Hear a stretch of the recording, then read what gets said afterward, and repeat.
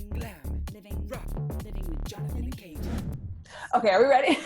Welcome back to Living with Jonathan and Katy.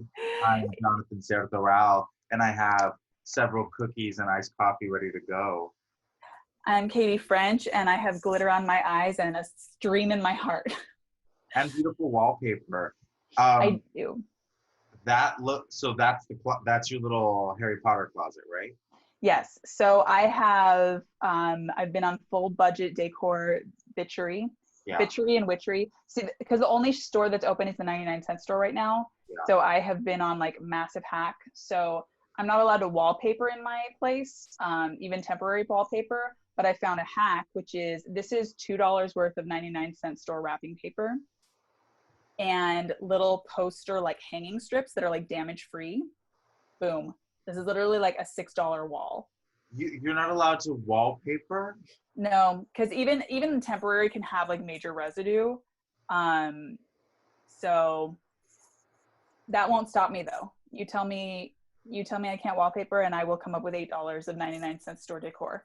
And now how fun are my meetings? You know, people think it's a background and I say, no, honey, that's my real life. Wait, you leave your camera on for your meetings?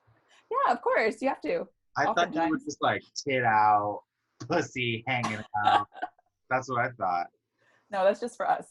It's just our weekend times. When I'm Skyping with you, because all of my shorts and underwear have holes in them, because I am obese, my balls I don't know what it is, but I think it's gravity. My balls find the hole and just completely throughout the conversation, like one ball will fall out. By the end, like my fucking bolas are just like fucking hanging out. No, it's because the coven, I summon them. They are the second and they are the third and fourth members of our coven. Yeah, of course.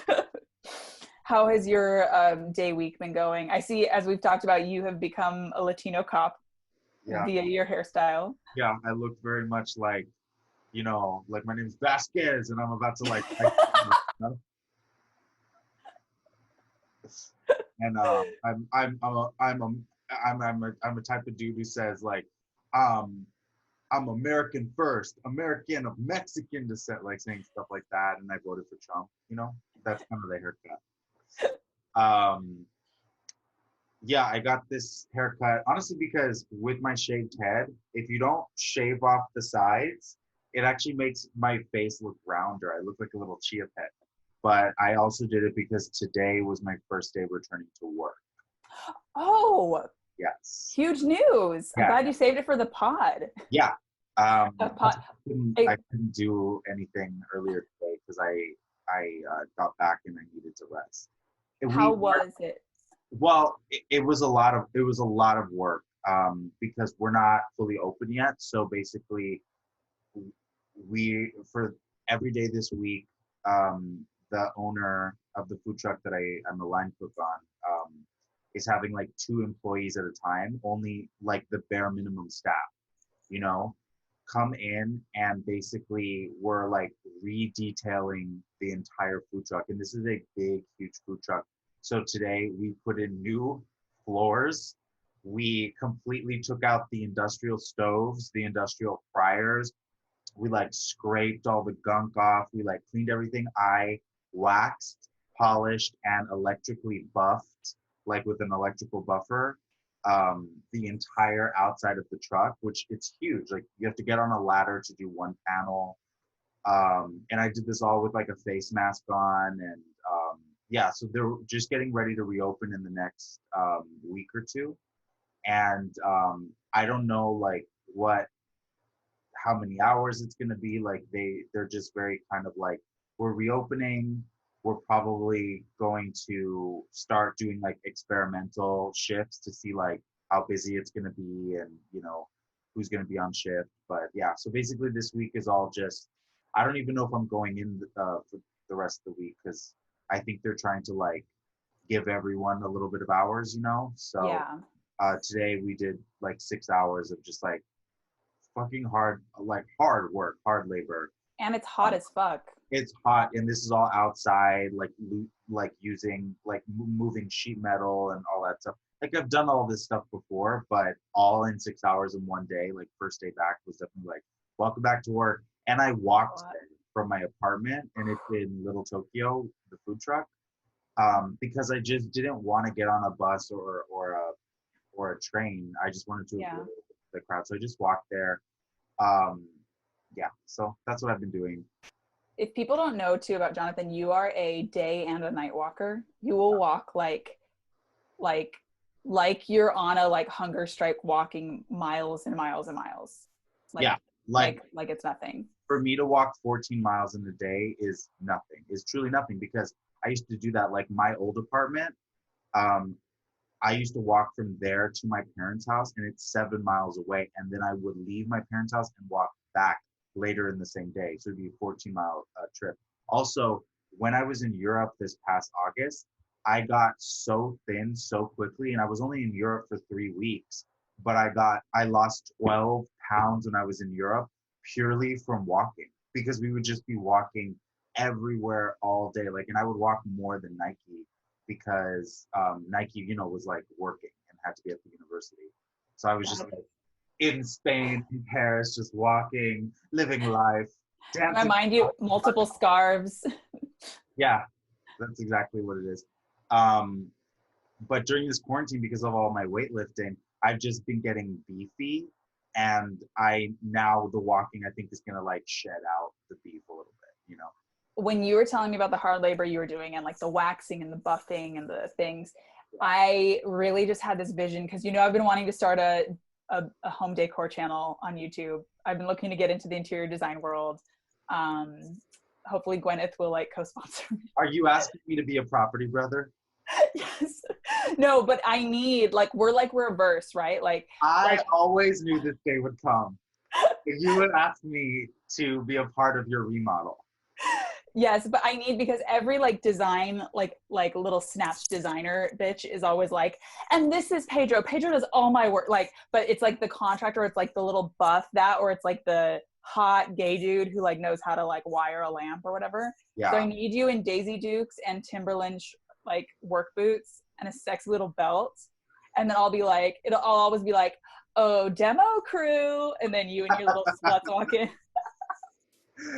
And I just like kick my way out of a nearby shipping container that you always have. No, yeah. Oh my God. It is actually cool, because I've done so many odd jobs over the past 10 years. I've like woodworked, I've metalworked. I know how to do so much stuff. And honestly, what's weird is when I was like woodworking and metalworking, I was taught that by a gay guy, by the apprentice who worked at the gallery. And then at this job, which is like cooking and like learning how to like put together a big truck and everything, I was taught that by the owner of the food truck that I work on, who is this gay Latino dude. And then one of the other workers there is this like Brazilian dude who's also gay.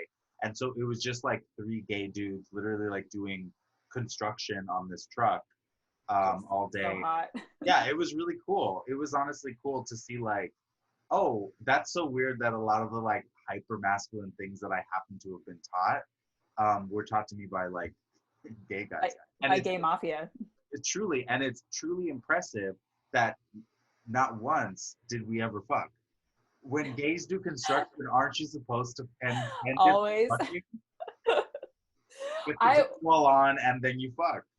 I think, well, I still think this could be our showbiz break, because imagine we would get a hot show on like HGTV, and then it would be like, you know, bitch and bitch builders or something. Bitch and bitch builders. And then we'd each be like, and I'd be like, I don't see blank spaces, I see new opportunities. And then whatever your tagline would be like. Your wall, put your fist through that wall. I don't know if that's our tagline. Fist my walls. Fist my wall, daddy. No, but so I have been very and that's my catchphrase. Like whoever we're remodeling for, I go, let me ask you one thing, Amber. Amber's the client for the episode. Yeah. May I fist your wall? And she'd be like, it's an honor. And I would just like punch through the wall. I mean, what if this was our true showbiz destiny? I would love it. I mean, I've been obviously I've created a jungle from nothing, basically. But I have been in my closet office. I've been, of course, like, you know, remodeling my books and such, and discovering old treasures. And one of them I wanted to read and introduce on the podcast today. So this is, you know, I think I've showed you these books before. They are the books I liked to read when I was 10 years old. As many people know, as a 10-year-old, my favorite literature was self-help for middle-aged women. And this book, Simple Abundance, really played a pivotal role in my life. It's a day book of comfort and joy, as she says. And it is a daily kind of guide to sort of reclaiming your femininity and romantic lifestyle after, you know, husbands and kids and all those things. And so the way it works is each day is like one of her romantic reflections on how to create a more romantic life. And then at the end of each chapter, it's like a month by month, day by day book. It's she shares her joyful simplicities for each month. And these are the things you're supposed to do in the month of May. So I'm going to read these now, okay? And tell me how many of them you plan to do, have done, you know, whatever. Go for it. Number 1, on May Day, hang a basket of flowers on your front door and your neighbor's next door. A breathtaking May bouquet, that is the essence of simple abundance, and it can be created with small stems of pink dogwood blossoms, lilacs, and white peony tulips. Share a bouquet with someone who works with you. Wear a small posy on your jacket lapel. Tip 1. Obviously, we're not going to do that unless we want to poison our neighbors. But hey, actually, I kind of would. This is an important one for you to do, Jonathan. On Mother's Day, give yourself a small token of esteem. You know something you really want. Do this to honor the great mother within. That is hilarious. I'm going to stop wishing my mom happy Mother's Day, and I'm going to start honestly celebrating myself and the great mother within me. The great mother within. You know, more things about, let's see. Do this, she says, do this whether or not you have children. If you do have children, forgive yourself for not living up to your expectations. Who could? Mentally toss out last year's accumulation of guilt and start off fresh. If your own mother is still alive, take the time to write her a long love letter, the one you've often thought about writing. Oh, God. If your mother is not of this world, talk to her in your heart. She'll hear you. I'm writing a love letter to mommy. To mommy. Okay, next duty for May. Wait, can I just say? Yes. Your earbud with the microphone, Mm-hmm. when you turn, it actually looks like an earring, like a long dangly earring that a woman who loves books like this would wear. And I honestly think this is this fashion? If you, like, you know, when earbuds stop working eventually, Yes. if you took like one earbud with the microphone and then cut off another set earbud with the microphone, and you turned it into an earring, so then both were hanging down with the little microphone chips. It's like a cool like jewelry commentary on like technology, phones, and culture, right? I would do that, but I would just make sure to add hunks of turquoise in between the earbuds. Okay. To make it on brand. Okay, next one. Oh, this is so important right now. Learn about the ancient Chinese art of feng shui. Move 27 belongings as you begin to bring order to your house. Wow, 27. 27. And then tackle just one junk drawer. I've done many junk drawers in this process. Oh, this is a fun one. I always do this every Saturday. One Saturday afternoon after cleaning, putter for an hour to your favorite music. Rearrange your favorite collection of personal mementos and pictures. Savor the sweet memories and enjoy traveling back in time in your mind. I don't ever enjoy traveling back in time. I feel like what keeps me up at night is I just think about like all the bad things I've said and all the like things I've said, and I just relive it. Like I have stuff from like the mid 2000s that I'm just like, why? You're still processing. Yeah, I'm still going through it. I'm still processing it. Jonathan, you need to learn to cast that guilt aside and treat the great mother within with more kindness. I honestly think you should start talking like this. I don't know where this voice came from. Honestly, I don't. Is this like a character's voice? I think it's the real me. I think within every white lady, there's a woman like There this is lays dormant, but with a snap of a finger, she can be called forth. her romantic self. Yeah. Of course, her name is Deborah. Deborah Delevingne. That's my drag name. That's my drag name. Okay, this is wait, we haven't told the viewers my drag name. Oh yes, Frida Nips. Frida Nips, guys. Do you get it? Isn't it good? I'm ready to do it right now. No. And then Nike's drag name we've established is Diamante. Diamante. Oh, that's so great, guys. Yeah. Diamond. Diamond, yeah. But Diamond. he was like, oh, there's a Spanish pop singer in Spain who's named that, and it's like, well, we haven't heard of her, so she's not that big. Yeah, then she doesn't exist. Sorry. Okay, I love this lifestyle tip. This is very me at age 10. I really would do this. Rent old movies from the 1930s and 40s, or flip through the cable channels looking for old-fashioned treasures. Look for domestic details, the trim of upholstery, the curtains, the knickknacks in the kitchen. Consider why these charming, cozy sets draw us in to stay a while. That is honestly, that brings me to something that I just did that I would like to discuss with you and ask if you've seen. Yes. Have you seen that new TV show on Netflix called Hollywood? I just saw the trailer and I was like, this was made for me. Is it good? It is so good. It's very campy. It's very Yes. like, it definitely like aesthetically puts you back in time into like late 40s Hollywood, like, but it is very much like, what if a bunch of like diverse people had to become prostitutes in order to succeed? Like, it's very much that, you know, but it does write history in like a Quentin Tarantino way, you know, like Glorious Bastards or like Django Unchained. And it was like, oh, what if all these good things happened?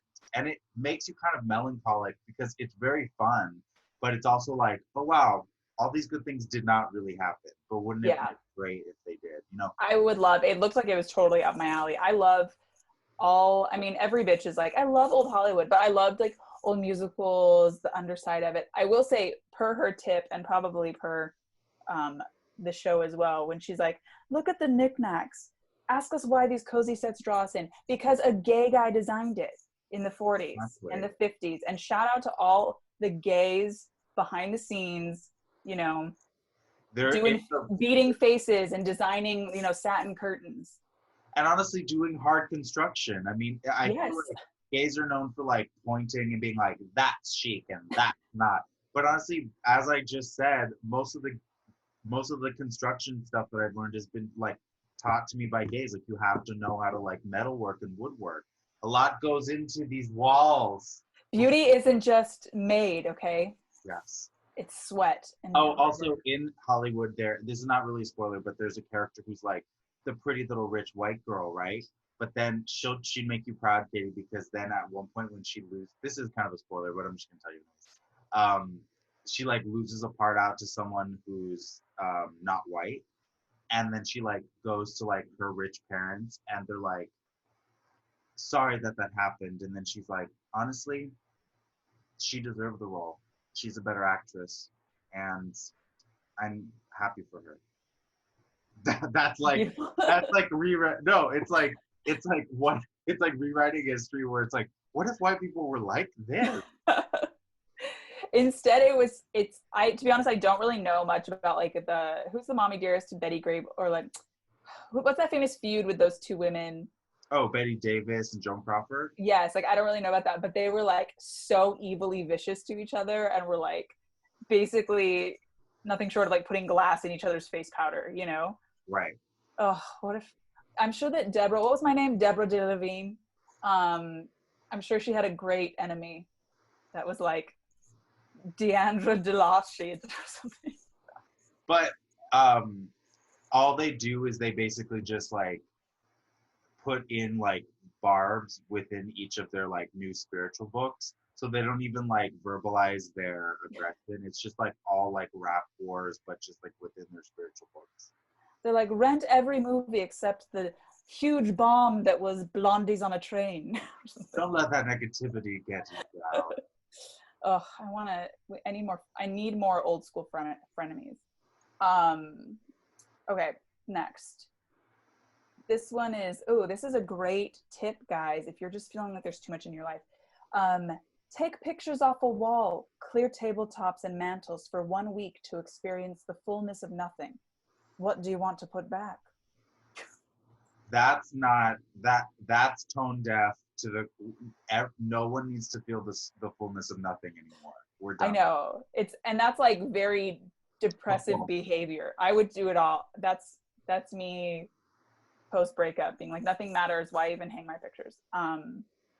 For a long time at jobs, I would never like decorate an office because I always felt that then I would stay there, you know? People would be like full like plants and pictures of their kids, and I'd be like, I don't belong here. I'm gonna stay in a gray cubicle.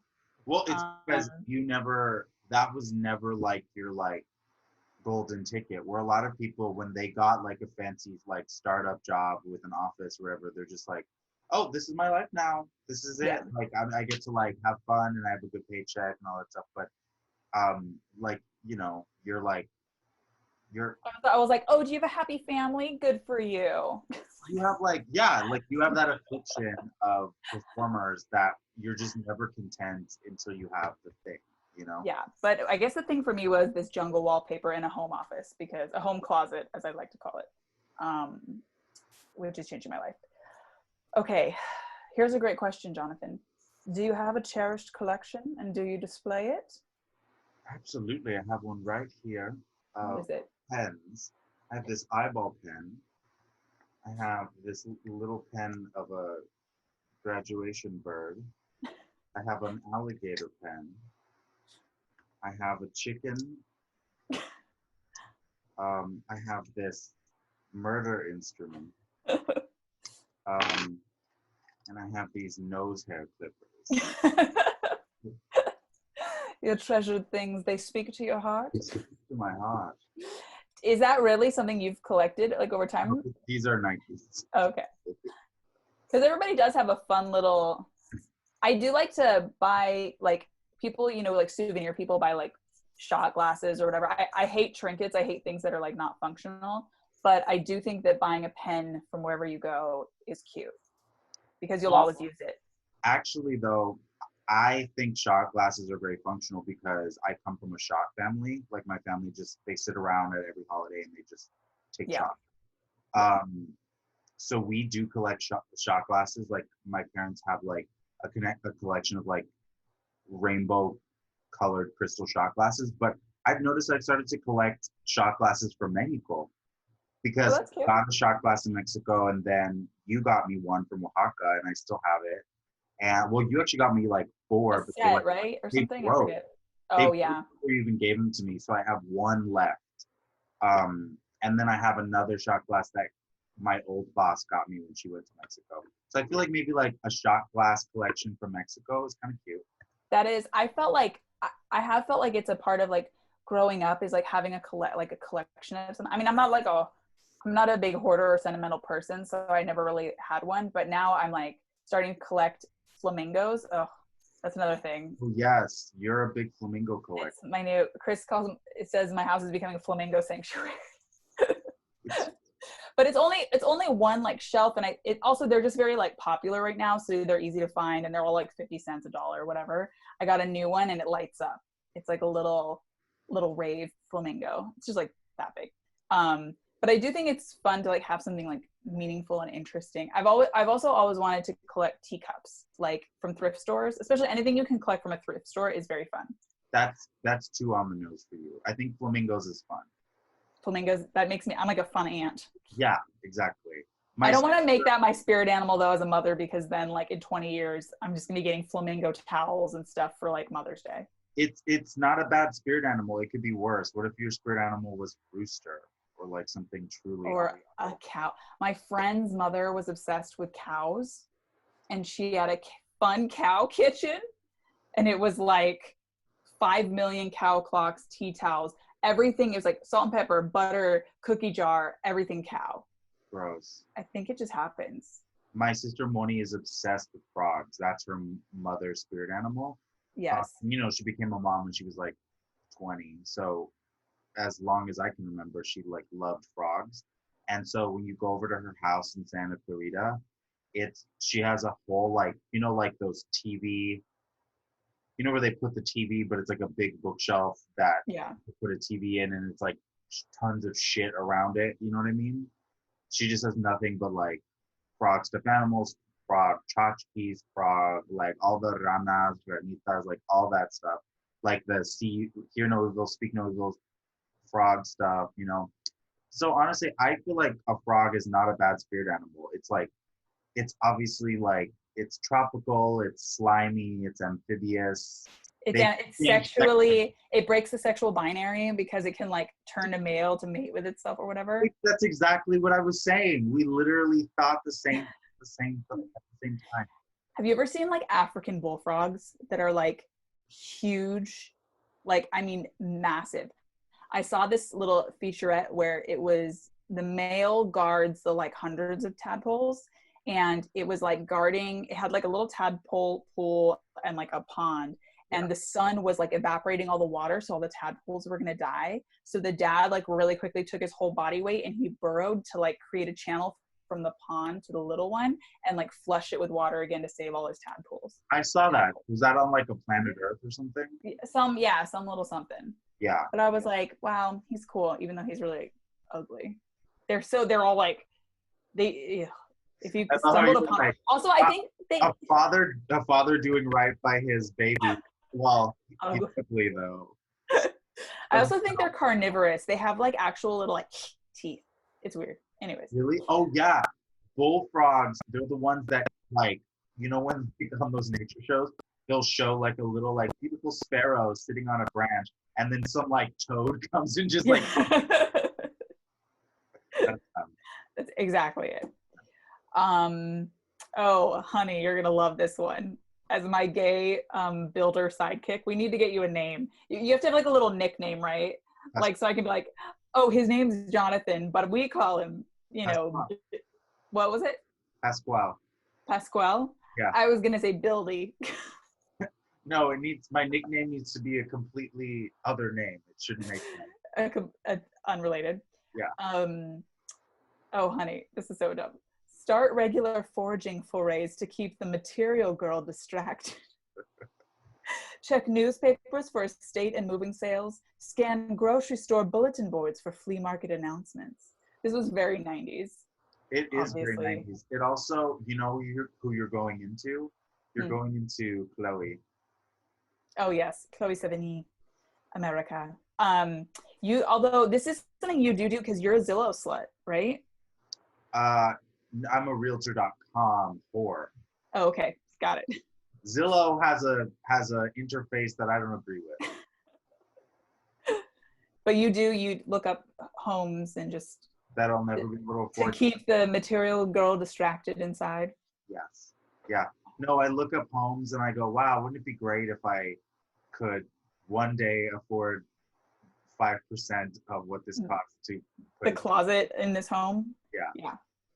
That one's a boring one, recommending some books. Oh yeah, and then of course on Memorial Day weekend, dust off the grill, make potato salad, and get out your white shoes. Be happy and grateful. Disgusting. To be honest, this May was pretty disappointing for how ridiculous she can be. My favorite tip, I think she says it in June, is she says, switch out your handbag for a basket this summer.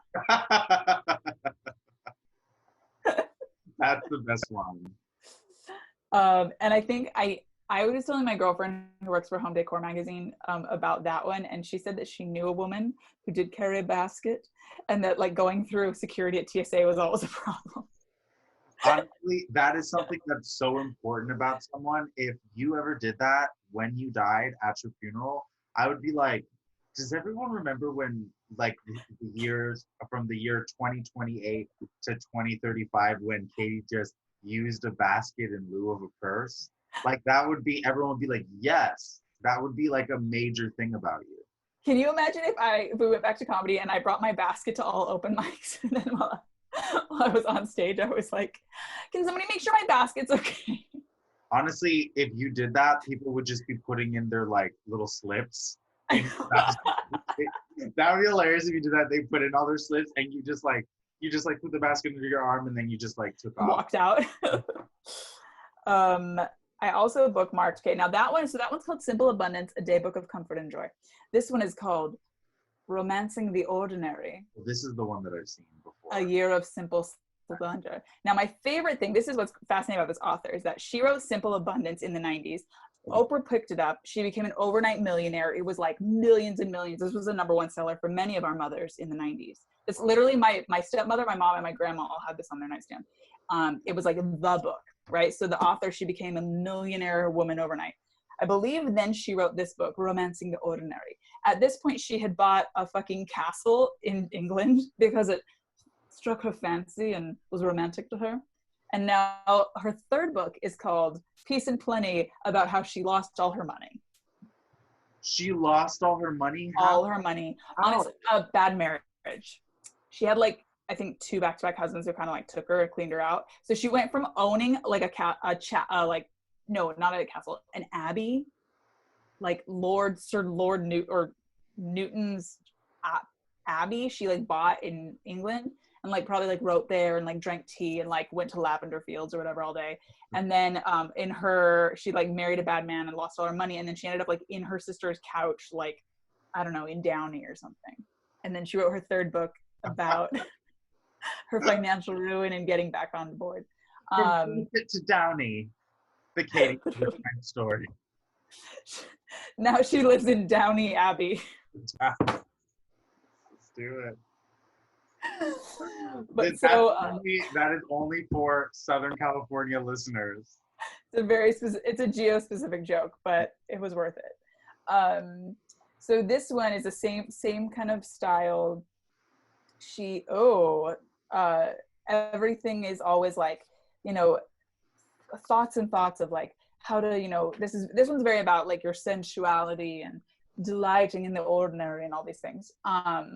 So I'll read this little devotional. This is the one for, I guess, what May 6th would be.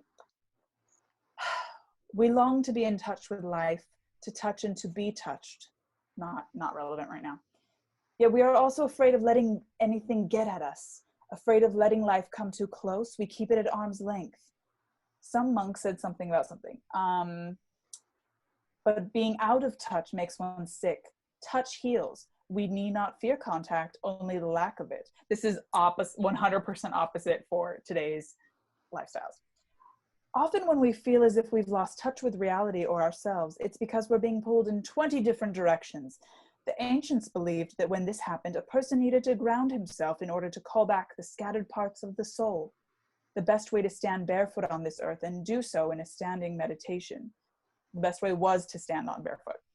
As the person prayed, he was to remember that the same loving energy that was above him in the air and beneath him in the earth was also flowing through him. When you're so frazzled that life seems like an out-of-body experience, try this standing meditation outdoors at night, under the stars or a full moon. It really works. A shared religious symbol throughout the world is removing one's shoes before entering a house of worship. In the Old Testament, God spoke to Moses from a burning bush, and Moses was told to take off his shoes because he was standing on holy ground. Other people say you got to put your feet on the ground, blah, blah, blah. The expression, take off your shoes, you are standing on holy ground, is used to convey seeking and finding the sacred in the ordinary. Have you ever heard that expression in your life? No. Take off your shoes, you're standing on holy ground. No, but I mean, that is a nice expression actually, because it does give the sense of like something sacred happened here. But I'm also sure like someone vomited and like shat and had a baby here too. You know what I mean?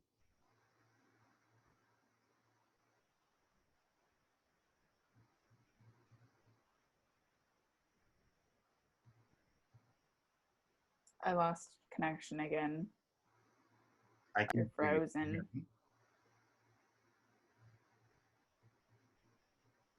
Oh, are you back? Yeah, I'm back. I'm back. I think mine is dragging. Is it still dragging? Yeah. Last I heard you say was that, but that was nice because it was sacred. Really? See, because I can always hear you. You just freeze. But I feel like with me, my audio also goes out on your end. Because with you, it goes like this. I am talking slow motion, and like I can't hear any of it, and then it'll go, and then you come back. Really? It like drags, and then it like all comes at once. Yeah.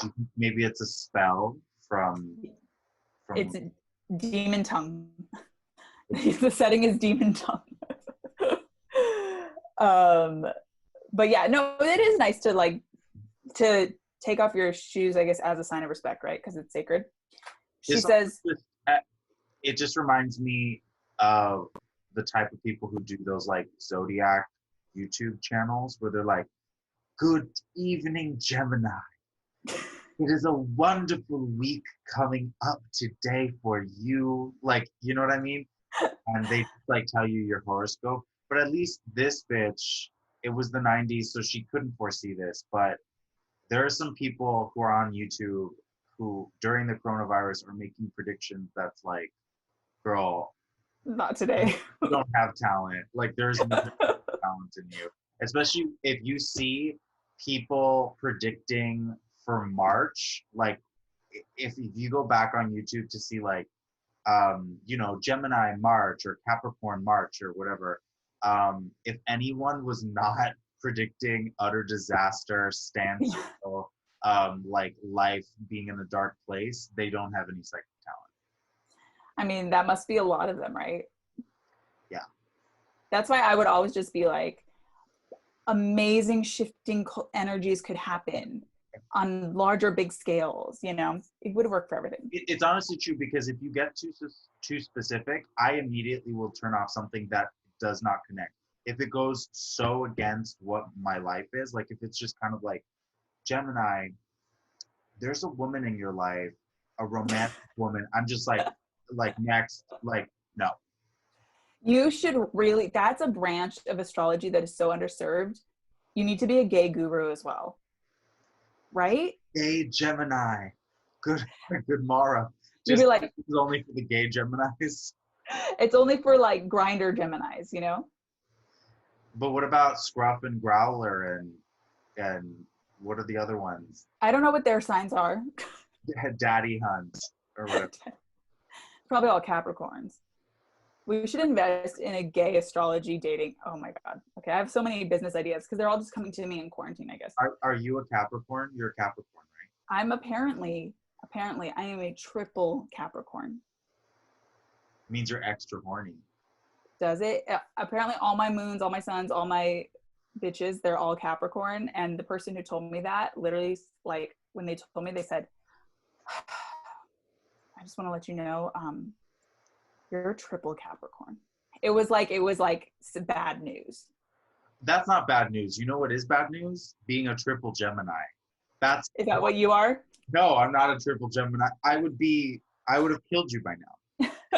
A triple Gemini is a serial killer. That's like the worst. That's the worst combo you could possibly get. The worst sign, I know. Well, let me finish this this devotional today. This is so me. So me. Oh my God. For years, I've always gone barefoot in my house. I love the feeling of different textures as I walk around. The warmth of the rugs, the smoothness of wood floors, the coolness of my kitchen's terracotta tiles. Yeah, bitch, we get like, that's how you know you have a fancy house. You have multiple textures below your feet. Taking off your shoes when you arrive home can become a homecoming ceremonial announcement that you've left the workday behind and enter the sacred space of your own sanctuary for rest and renewal. And after you take your shoes off, Brother David, who the hell is that? The monk? Brother David suggests a foot bath as a spiritual exercise for an experience in which our senses spontaneously spark off of a grateful response. A foot bath is not a bad choice. Can anyone deny that this is a step in the direction of life abundance? Do you think Brother David stayed with her after she lost all her money? Doesn't Brother David sound like it? It sounds like she's a wealthy woman with like a gay younger brother, and then she's like, "Oh, that's dear Brother David." No, it doesn't at all. It sounds like a spiritual guru or a monk that she decides to call Brother David, who is of course also homosexual. But I highly doubt when she went from Dorset to Downey, I highly doubt Brother David was buying a coach ticket to Downey, California. She probably, or Brother David is also someone she's hoping to seduce with her romantic wiles, but he's like one of those, either a gay monk or totally like asexual. Like, remember when Samantha Jones tried to fuck a priest in Sex and the City? Yeah, well, she tried to fuck a priest, but she also tried to fuck a monk. And she was like Yeah. meditating with this gorgeous monk. And because he doesn't have sex, he was just hard all the time. Yeah. And then she'd be like, "You're hard." And he's like wearing like flowy garments so you could just like see it. Yeah. And then she like immediately starts to like undo his pants. And he's like, "Samantha, no. I took a vow." That I would just stay hard for the rest of my life. Yeah, I mean, I don't believe people who take those vows, I don't believe that they take those vows. They're all liars. Sorry, I was picking up my knife. Your murder weapon, your sacred, your romantic murder weapon. This is my collection of knives and blades. Well, now that you're done with your reading, I would also Yes. like to read. Do you mind if I read the entire chapter of Gemini from the Bible? Just for a quick. And the It's a Lord hot read. Adam. Those were very fun. I think, yeah, this is the woman we want to be, I think. A foot bath. Don't you think a foot bath is a step in the right direction? I don't want to be her. I would never, if I had that much money, I would never marry anyone. Yeah, that's the thing. But because, unfortunately, as I've learned, because her spirit is a romantic, she believes in the highest powers of love, and unfortunately, the lowest amounts in her bank account. But here's the thing that I don't get, like, how do you lose all your money? Like, she has Right. no money. Well, she also said, which is like fair enough, that, and this is something that, this is why it's like, oh God, thank God I'm like never gonna get that much money. No, I shouldn't say that. We should all be open and abundant. But she said that when she got that money, she'd never had that much money. This is common, right? For a lot of people also who are like athletes or whatever. You get this much money you've never had, you like don't even know what to do. And she felt like equal parts guilty, and that also when you become that rich and that like well known, everybody comes out of the woodwork, right? So she says that I thought I could solve most problems in my life with a check. So she was like handing out right and left to like family members, to charities, like everybody hits you up, and she was just like, yeah, okay, like all that stuff. So it was like bad marriage, which I think like took half her stuff, and then a lot of like toxic relationships around money that became about money. So if she became a multi-millionaire because of her first book in the 90s that Oprah plugged for her on her show, then she would have been like worth a lot of money, right? Like $60 million, like something like that, right? Like, no, but probably like 4 or 5 million. Because authors like don't, depending on what's up. I mean, J.K. Rowling is like a billionaire because of the movies as well, you know? Right. Okay, well then I don't understand how, then maybe it's just some bad choices on her part. Like if you suddenly have $5 million, you should not be buying a castle that costs $2.5 million. That's 50% of your worth. You know what I mean? Why would you? Agreed. And also I think that she was like, and this is hilarious, this abbey is like from the 13th century, her like little whatever. And she was like investing inside. That's how she. Well, I think I remember her being like, and by the way, it just needed endless repairs. And I'm like, yeah, but you bought a 1,000-year-old house, like, or living, of course. And what's crazy is like that only satiates like this weird fantasy of like living in the past and living in a castle, but the reality of it is not actually romantic. Like I feel like as I get older, I go like, oh no, I definitely don't want to live in a hacienda. You know what I mean? I do. It's cold and damp. Yeah, like I do. Well, a lot of times like in old houses, the way that they don't have a lot of light that comes in. Yeah. You know what I mean? It's like much more like closed off. You know, even like Frank Lloyd Wright houses, he like has areas of those houses that just don't have a lot of light. And I watch like a whole thing on YouTube how they're hard to sell all over the country. They're really, really hard to sell because they require so much maintenance, so much upkeep, and yeah. No, I feel like it must be, especially when you buy those houses, or like that, the Mayan houses like near us, the big Frank Lloyd Wright house, it's like $30 million, something like that. Like when you buy that, you have to be like a like patron of it. Like you must like it that much, because otherwise it sucks to like own one of those type of properties, you know? You're talking about the one on Franklin, right? No, the one, it's like up in the hills. It looks like a Mayan temple. It's the Oh, Mayan. that one. Yeah, Yeah. that is selling for $23 million. It's a 3-bedroom manor. That's the crazy thing too, is like those houses, it's like a museum. It's like the size of the Getty, and there's only 3 bedrooms. Yeah. Like Now, crazy. there is another Frank Lloyd Wright one down on Franklin. You know what I'm Yeah. talking Yeah. about? The one that the Dahlia was maybe killed in? No, that's a different house. That's a different house. No, this one is also looks like an ancient Mayan primordial type temple.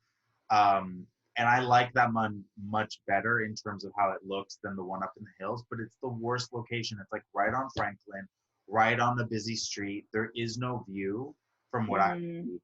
And it just looked so out of place because you could tell it was built at a time when Franklin was like a much calmer street and it wasn't a busy like thoroughfare. It was obviously like a residential street when it was built way back when. But also, you know, it kind of like takes me back from liking Frank Lloyd Wright is I love that he was inspired by like indigenous type of building, but he never went to Mexico or anywhere in Latin America to learn about actual techniques that they use. So a lot of the stuff that's like Mayan inspired, it's not even inspired from authentic Mayan stuff.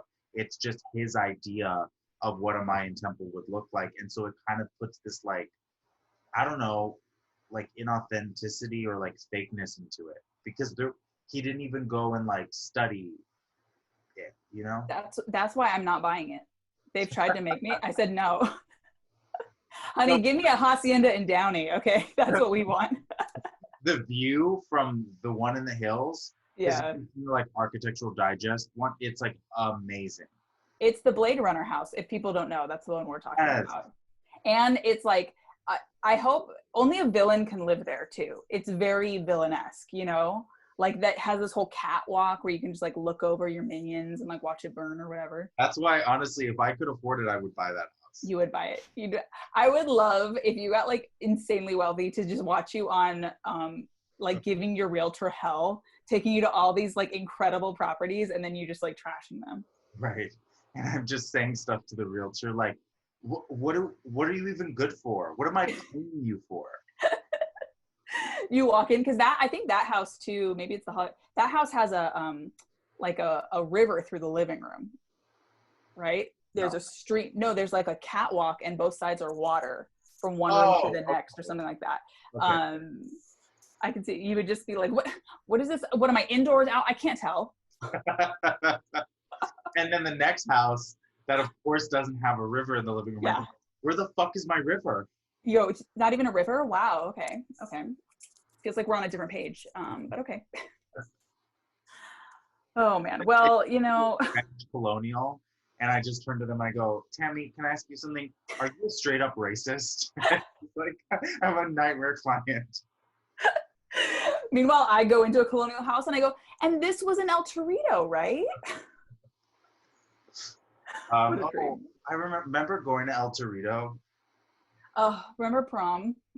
Yeah, it's so like suburbs of LA, like with your friend. Like I would only ever go to El Torito with my white friend's family. Yeah. There was an El Torito. Okay. Do you know what I'm talking? There's two types there's like an El Torito Plus, basically. Oh, I think it's the Cantina. I think that's what it's called. Okay. There's like your standard El Torito, and then there's like basically their version of a like funner fiesta. Yeah. And that is the one that's in Newport Beach. Got it. At Fashion Island. And it's like it's the real sassy one.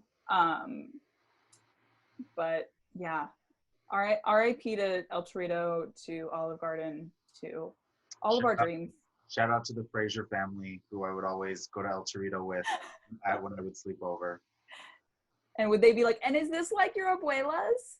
Yeah, they would ask stuff about like Mexican cooking.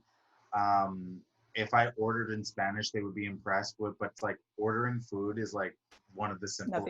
Yeah. It's like the simplest Spanish you could possibly like speak, so it's not impressive. I'd be like, and does this taste like your grandma's number 4 combo? That's a great joke. That's a great joke. Remember jokes. Oh yeah, now like I don't know. I don't think. Here's my secret. Okay. I think when we're done, I don't think anyone's gonna be funny, and I love that we're all just gonna be like on an even playing field at that point. Yeah. It really is. When does your truck reopen? I don't know. My Just boss waiting. said within the next like week or two. Well, let us like say what it is so people can, because I will order and support once it's open. Order from Kitchen downtown LA. It's spelled KTCHN. So kitchen with none of the vowels in it. It's Yeah. pretentious like that, but it is a food truck. It's owned by like a queer Latino dude who employs like other queer Latinos and people, and it's we're line cooks. And what is the food? Oh, it's like a mixture of American, Mexican, California bistro, gourmet type truck food. It's like a fancy gourmet food truck, basically. You just described yourself, Mexican American gourmet California. Yeah, it's me. It's me on a plate. A delicious, delectable treat. And that's a step in the right direction. Guys, this has been such a journey. Yes. Through abundance and romance. Thank you for tuning in. We hope you're weeping and with happiness and joy as you watch this, and hope you're filling your life with abundance. And taking things off your walls and sitting in the fullness of nothing. And putting on your favorite tunes and putting around while they play, as she said. We need a sketch show. When the world returns. Well, you know what? If the world is giving Eliza Schlesinger sketch shows after sketch shows, I don't think they're going to give it to us. I mean, she's not good at that. She may be good at other things, but it's not sketch. You heard it here first, guys. I don't think Jonathan will be writing for the next season. I don't think I'm like blowing any of one's minds. I mean, is that not her reputation? I will probably cut this out. But is that not her reputation in comedy? It's like, yes, she's that. Yeah, very much. Anyways, well, the only one left doing comedy. Yeah, when it all skips. Guys, until next week, just stay romantic.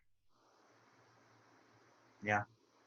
And we bless all your Zoom chats, and we hope that there are no freezings and no hiccups on any of your Zoom chats, that the communication is free and open with abundance. With abundance. All right, guys. Bye. Bye.